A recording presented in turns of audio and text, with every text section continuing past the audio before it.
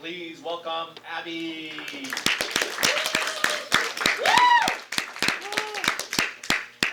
My name is Abby, and this is how to make a 4-minute AMV in a month.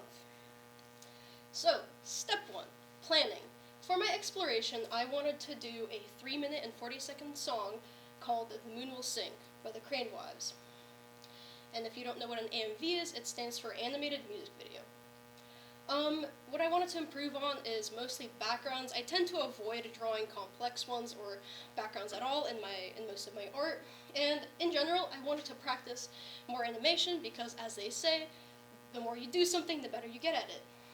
And truthfully and honestly, I just wanted to draw my characters for a while.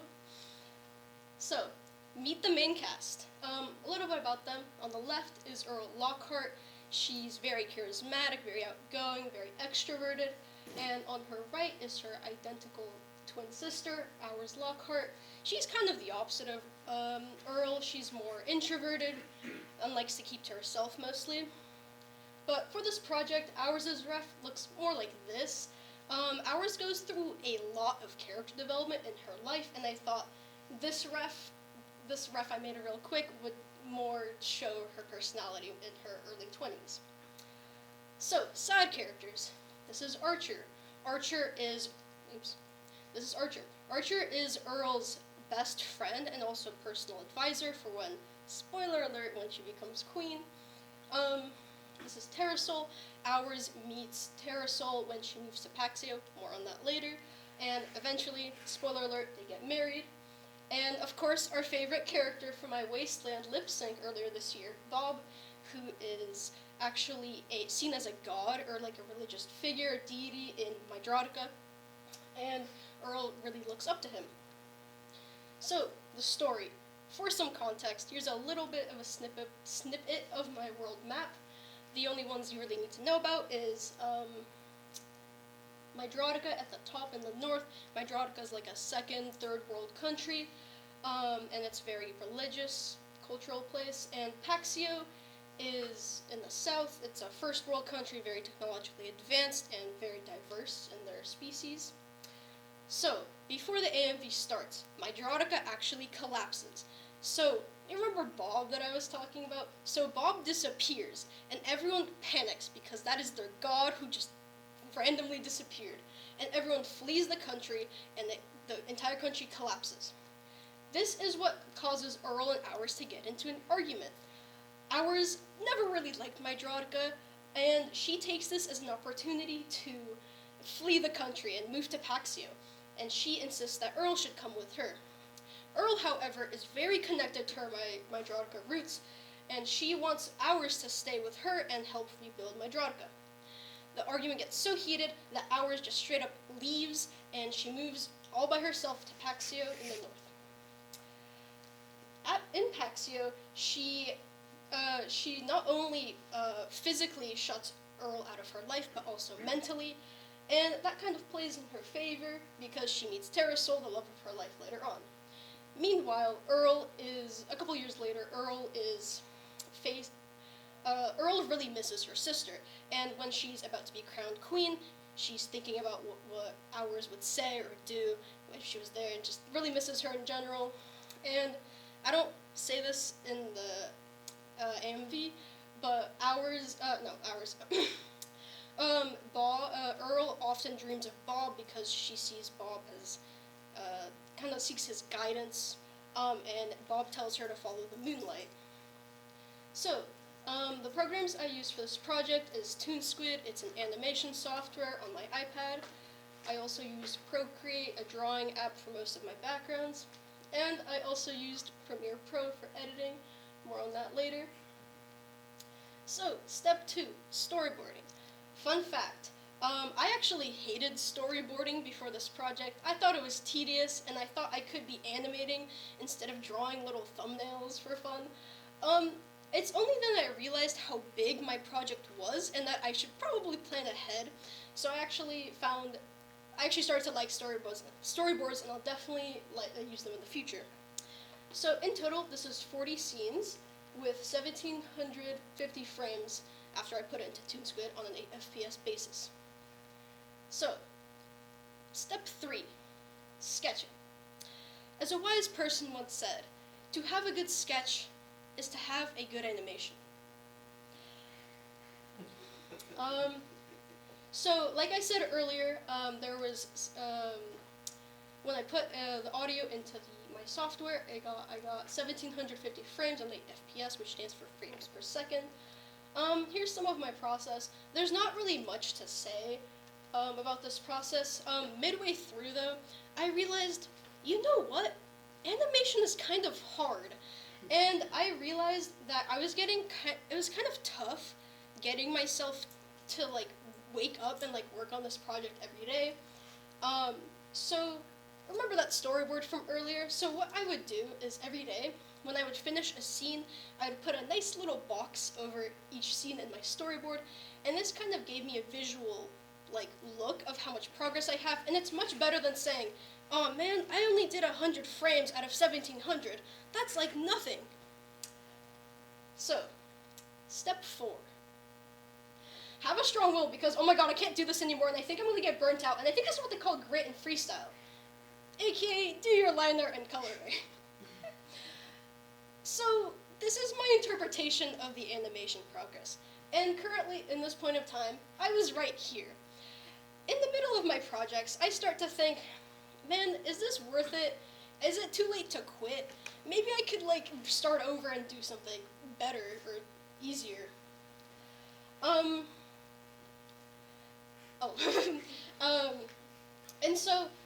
And I was thinking, I would think about this a lot, but I would think about how I would stand here, and I would think, what would I say to y'all? Would I say that I just quit midway through, and that I failed to make this dream of mine, an entire AMV, like a chud? And that's when a spark kind of lit up inside of me. So here's what happened for the next 4 days. I'd wake up, I'd animate during my free period, I'd go to school, I'd animate during school, I'd go to freestyle, I'd animate during freestyle, I'd go home, I'd animate at home, and I'd go to sleep thinking about the animations I'll do the next day. So I got this like infinite energy source, and I wish I knew how to get it back, but every single waking hour I could, I'd take out my iPad and just work on this project. I got so obsessive over it that my friends would ask me if I wanted to hang out after school, and I'd have to turn them down because I was planning on animating that day. But it got me done. I got like 1,000 frames done or something. It was really good. Okay, to preface this next segment, I want to say that I hate walk cycles. I think walk cycles are boring, I think they're tedious, and I could be animating anything else with my time. So that's why I decided to do 4 of them. Here were here are the sketches that I did for both of my characters. They look okay, right? So that's what I was thinking too, and I was kind of pushing these walk cycles back. I thought they were really boring. And I was sitting at my desk one day, and I was thinking, man, is there really nothing I can do to make this process easier for me? And that's when I discovered tweening.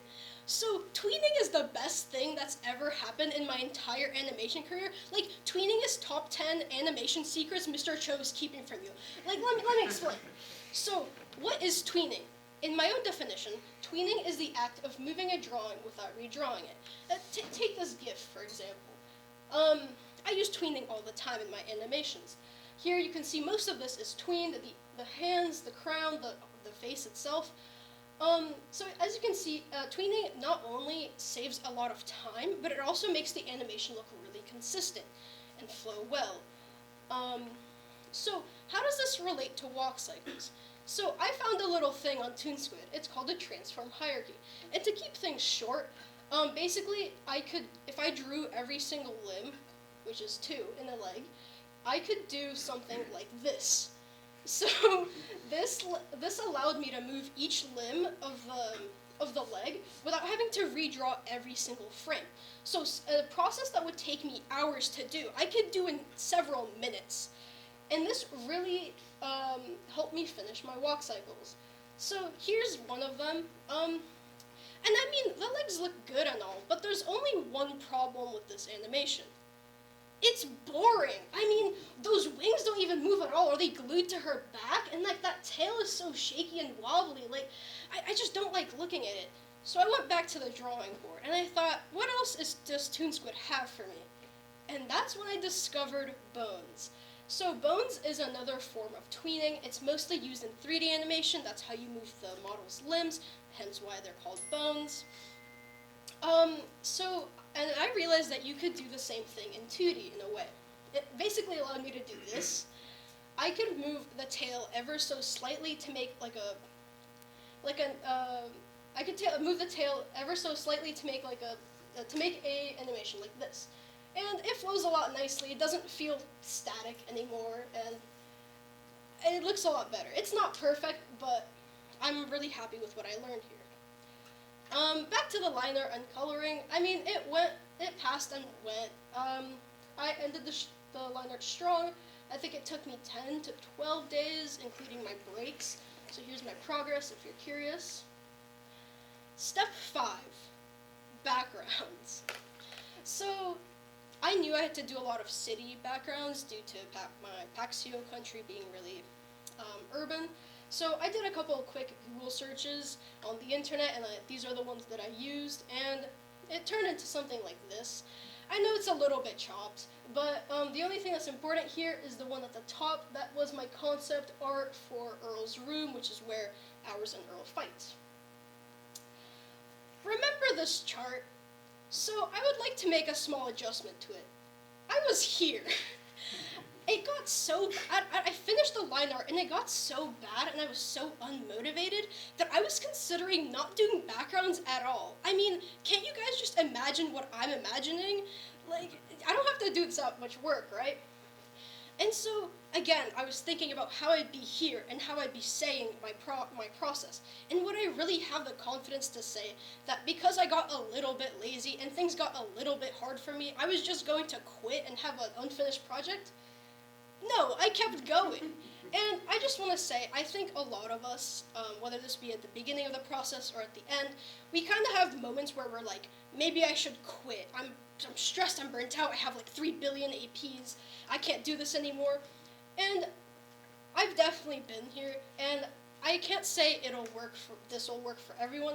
I tend to ignore those thoughts and put them to the side because I'd like to see them try to animate what I did. So I just kept, and I also just want to say, it does get easier the more you do something. I know it sounds kind of obvious, but after I finished my first background, there was like a weight that like lifted off my shoulders, and all of a sudden I felt like I could do 35 more. So here are some backgrounds. My favorite one is up here on the top. It actually took me 3 hours. And I mean, it looks really nice. There's a lot of details, and there's also a lot of like lore stuff you can figure out. And here was the rest of my process. I think this took me 6 days to finish all of them. Step 6, editing. So I'm Adobe's biggest hater, but for this project, I decided to use Premiere Pro just this one time because I had a professional animation that I wanted to use, a professional editing software. The process was okay. The only issue I had was putting in the backgrounds. When I was playing it, it was kind of choppy for some reason, and I just kind of brushed that aside, and I was like, you know what, maybe it's just my old computer. I'm sure they're not as good as the ones at Freestyle. So, actually, I only realized yesterday that why my backgrounds felt so choppy is because Premiere Pro set my frames per second to 10. I never told it to do this, and I have no clue why I just decided to do this for fun, but I was able to fix it, and hopefully the animation looks a little bit smoother when I play it. So, here's the final product.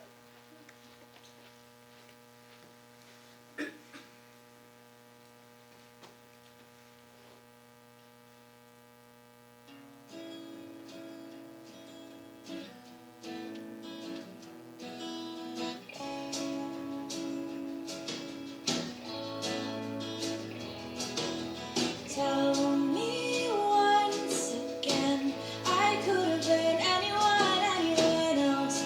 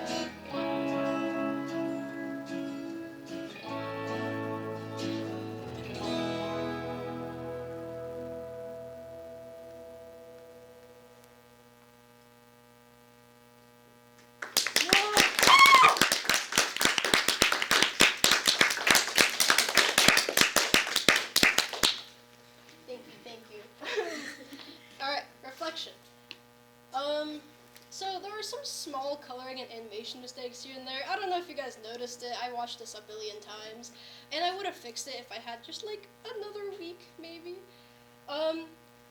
Second of all, 8 FPS kind of held me back. I mean, I will always glaze 8 FPS. I think it's very good for beginner and amateur artists, and it's very good for slow to medium quick movements. But I think next time I'll graduate from 8 FPS high school and go to 10 FPS college.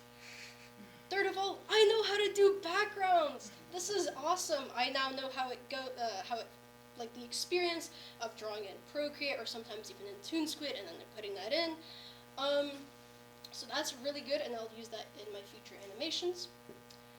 And I will forever glaze tweening in my life. It is so good. It's awesome. It's very good, especially for animations you don't want to do.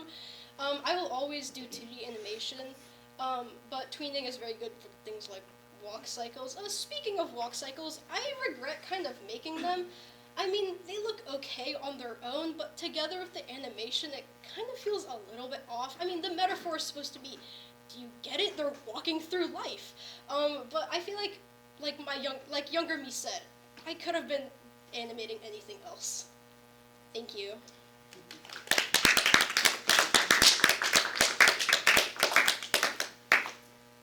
Any questions? Isabella? So I think it's like really cool how like you kind of made this whole like world and like made a story and an animation. And Thank I you. just like I don't know, but like I was just gonna ask, like, are these characters like well, this is like really specific, but are they like hybrids of something, because they kind of look like some of them kind of look like mixed species. If I'm allowed to take a couple more minutes of your guys' time, they are technically classified as hybrid dragons, so there's a whole thing, but there's like pureblood dragons. Terrasol is actually a pureblood dragon. He never tells ours. Oh, boo, we hate him.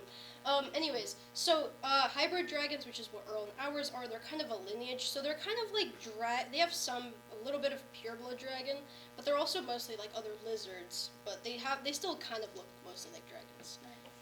Corinne? Series when? next year, maybe. That's not soon enough. I still gotta do my zenith. But seriously, okay, the part where Bob was like, "I love you like the sun," and then the murals, chills. That was like Thank my you. favorite part. The murals were very Yeah, fun to draw, which I were on like Procreate. Mr. Flo? So your characters, what was the choice between of the thick line art versus, thinner line for the characters? I'm just curious why you decided that. Wait, like, So the background and all of Mhm. the actual edges are thin Oh. fine lines versus your characters are really fat lines. okay, so thick line art is just kind of my art style, but the lineless background, I did the murals first before I did the backgrounds, because I kind of counted it as line art and coloring, and I thought the lineless looked really good, and I think some like animated shows do this sometimes, where it's like the backgrounds are like painted kind of, and then like the characters themselves have lines. Yeah, my art style is a little bit really fat lines, but yeah. Isabella? Is it like easier to animate with the thick line arts? Because sometimes I notice that it is, like when I draw something, I kind of like to make it thinner, but when I animate it, like usually comes out much bigger, because I think it's like easier for some reason. Oh yeah, for sure. I mean, like, you kind of have to draw less, and you have to be less. You are allowed to be less careful with your lines. That's probably why my art style is very thick line art. But yeah. So Adobe Animate has bones and tweening and all that stuff Oh. in it too. That's great. It's kind of Didn't Adobe almost kill that platform? Okay, in general, I chose Toons. I didn't talk about this, but I chose ToonSquid because, well, I could always carry around my iPad. I mean, could I have like borrowed like a Wacom tablet to take home?